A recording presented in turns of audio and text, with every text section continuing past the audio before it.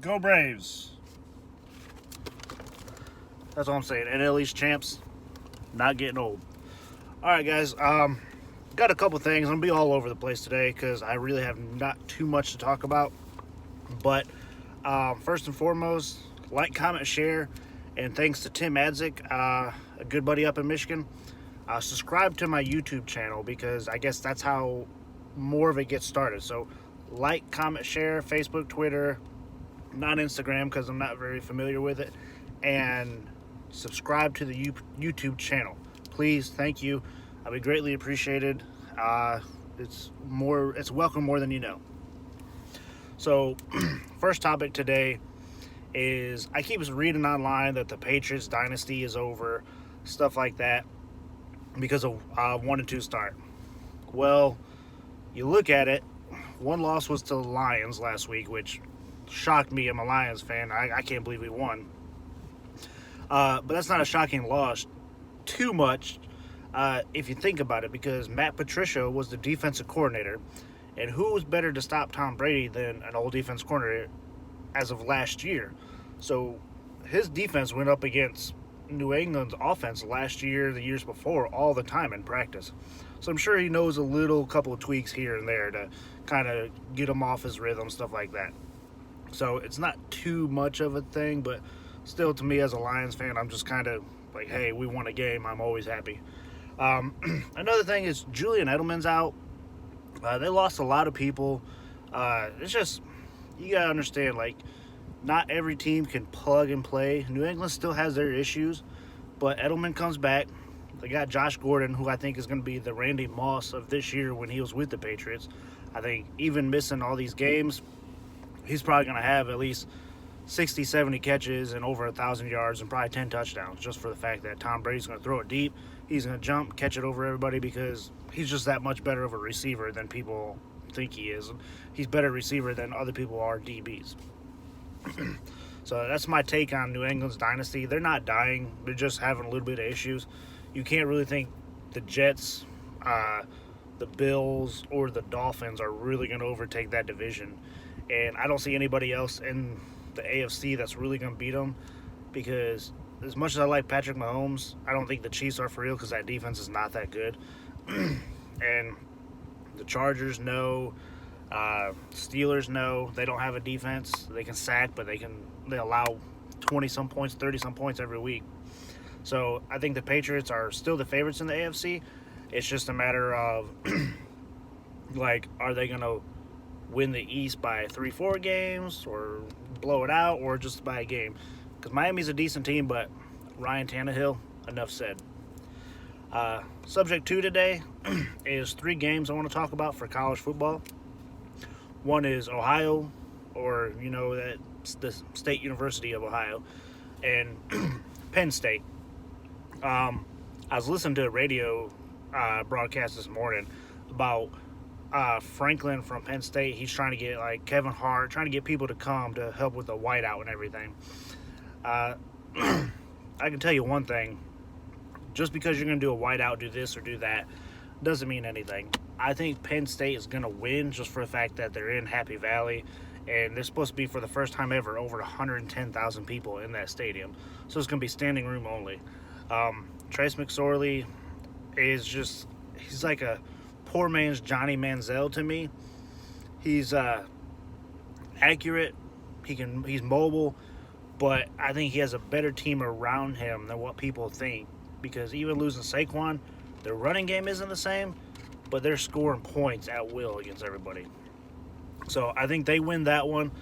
It's probably going to be a shootout, and I think Haskins is going to struggle for the first time this year, even though he'll probably throw for 300 yards and 3 touchdowns.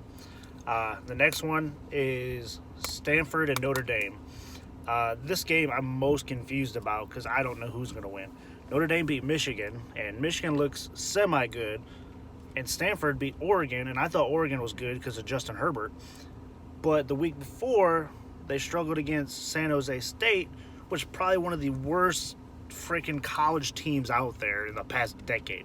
Granted, Nick Foles came from there, but that's beyond the point. So I think I'm going to give the nod to Stanford. Just for the fact that their running game, their defense, and the way they show that they can come back against I think a really good team in Oregon. I could be wrong by the Oregon thing, by the way, but I think the quarterback says it all with them. But I think the way they came back last week, I think that shows enough grit to where if they do get behind, they can come back. So I'm going to go with Stanford on that one. And the final game I'm going to talk about is just for regional purposes is Georgia and Tennessee. I think the last time I checked, Georgia's a 32.5 point favorite. I think Tennessee is going to have a hard time covering that, just for the fact that Kirby Smart got into them about allowing 170 rush yards to Missouri, which is kind of crazy because they had Drew Lock, and you would think it'd be like 300 passing yards, but it wasn't. I do think Georgia's going to win, obviously, but the main thing about that is I don't know if they're going to score 40 points or 50 points, and I don't think Tennessee is going to score even 20. I really think they're going to struggle worse than they did last week, and they struggle bad. I don't think they turn the ball over as much as they did last week, but I do think that Tyson Campbell will have a coming out party, even though he kind of scored a touchdown on a call that probably should have been stopped because of forward progress last week. But him, I think Swift is actually going to get 100 yards this week, and Jake Fromm is probably only going to play 3 quarters, and then Justin Fields is probably going to play the 4th, and whoever the third string guy is that has probably more pass attempts than the Army quarterback. So, but the final thing today, kind of funny, kind of gross. You guys have probably seen, if you're a sports fan, at Comerica Park, some pizza guy that works there got caught spitting on a pizza. First and foremost, we've all wanted to spit in somebody's food if we worked there, but we never have. So whatever you want to call it, kudos to you, guy, even though you're not ever going to hear this, but for the people watching this, kudos to that guy for actually doing it. 2, what a sick son of a bitch, for 1, because that was a big glob of spit. 3, that was a weird way to spit. No man should ever spit like that because it just kind of like it fell out. He's like, come on, man. If you're going to spit, hawk it up. If you know you're going to lose your job, hawk it up. Let that mucus, snot, just everything gross can be. Possibly go out and get the flu or the cold and just all over it. And you're like, okay, I'm out. I'm done. I'm going to quit before I get fired. Blah, blah, blah. So, yeah, I mean, it's gross, but to me it is funny because he actually had the balls to do it. And thank God the Tigers fired him, because Little Caesars already has a bad enough rep because it tastes like cardboard and shit. So, if the foul language offends you, I do apologize. Try not to cuss on this, but when it comes time to cuss and it kind of puts the point across, you got to do it. So, I guess that's everything for today. More stuff needs to happen in the sports world because I don't want to get political. I don't want to get religious because those two things combined, nobody will watch and people will disagree like crazy because nobody disagrees more than religion and politics. Sports is kind of that in between to where if you disagree, you can do it in a good manner, not in a bad way. So let's pray, let's hope, let's strive for good sports tonight. Even I don't think anything is really on besides baseball. And if you do watch this tonight, ABC, 10 o'clock, A Million Little Things. I'm going to be watching it with my wife. Looks great. Probably going to cry because it looks super sad. I hope I don't. But if you're a guy and you watch it and you cry, don't be ashamed because it looks really sad. It looks like something that could really hit home. So watch that tonight. And that's about it today. I guess I'm going to get back to work and do nothing because I'm done with my work today. And I guess I'll try to find stuff to talk about tomorrow.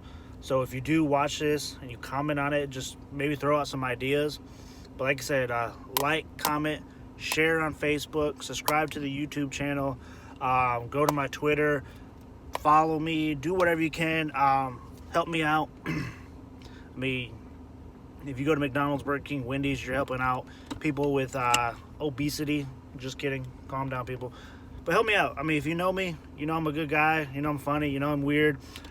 Just help me out and subscribe and like, comment, share. All right. Y'all have a good day.